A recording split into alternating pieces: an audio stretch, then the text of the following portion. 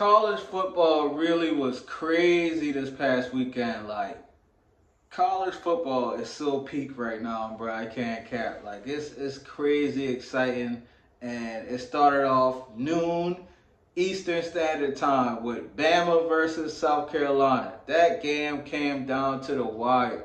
That was one of the wackiest games I had ever seen, man. It just went back and forth, big turnover, big play, big pass. Like, it was a crazy game, and Bama barely squeaked out the win 27-25. Alabama was on the brink of being upset 2 weeks in a row in the SEC. It's SEC football, man. Like, this is the best conference in the world. Don't get no better than that.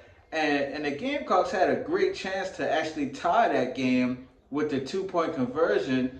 Lenora Sellers was just late on the corner route, but it came wide open. Like, it was wide open. QB didn't hit him. Bama escapes with the win, but the game was thrilling. Like, it was such an exciting game. And then the night game, Ohio State number 3 versus number 2 Oregon. That game was crazy. Oregon won by 1 point, 32-31.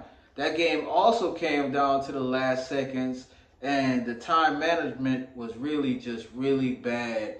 The quarterback for Ohio State, Will Howard, he scrambled and slid with no time left on the clock, like none. And so Ohio State didn't get a chance to really do anything with those last seconds on the clock. Oregon squeaks out with the win, and that game was really back and forth as well.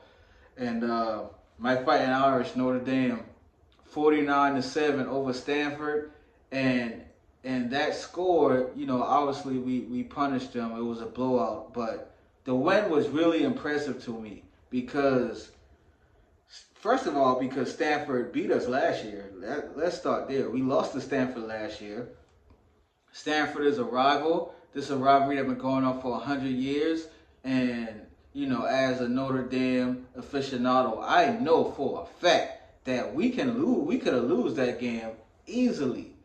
I know that, bro. We could have easily dropped that game, but Notre Dame surprised me, bro. Like, they came out and they smacked Stanford in the mouth from the beginning, and they did not let up, and they punished them the whole entire game. So that was a big win, and honestly, it gave me, a little bit of confidence that maybe we can really run the table and really give ourselves a great chance to be in the college football playoffs, ranked number 12 right now. So that was a big win for the Fighting Irish.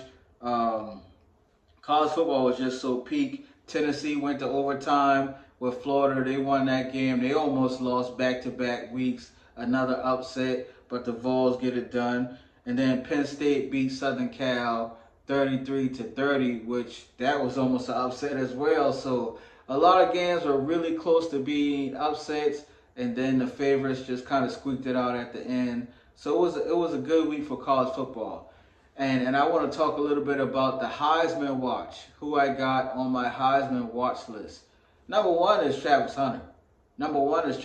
Now, against Kansas State, they just lost that game 31-28. Colorado is now 4-2. And Travis Hunter left that game in the second quarter with a shoulder injury. And as of this recording, we don't have an update on how long he's going to be out or what that injury, really entails. So, if he missed a couple games, then he'll probably be out of the Heisman race for sure, unfortunately. But if he's healthy, if he comes back and he's the Travis Hunter that we've seen, who's averaging 147 snaps a game, that's too much, bro. That's just ridiculous. 147 snaps a game, that's unreal. But we got to see what happens with his health. Outside of Travis Hunter at number 2, I got Ashton Jeanty, the running back from Boise State, who is on pace to break all of Barry Sanders' rushing records. Well over 2,000 yards. Like, that running back from Boise State is the real deal, bro. And if Travis Hunter is not healthy and he misses a game or two, that's who I think is going to win the Heisman. Ashton Jeanty, running back from Boise State. Like, he's killing it right now. And then I got Cam Ward, the quarterback from Miami, and Dylan Gabriel at number 3 and number 4, respectfully. Both of those quarterbacks are leading teams that's undefeated, and so that's really my Heisman watch right now. And at number 5, you can go either way. You go Shador, you can go Carson Beck, maybe even Jalen Milroe for Alabama. But the Heisman watch is going to come down to the wire as it always does. If Trav is healthy and he comes back and he's not missing any games, I think he's the front runner. But if he misses a game or two and Colorado loses again, and things don't go great, I think the running back from Boise State is going to take it.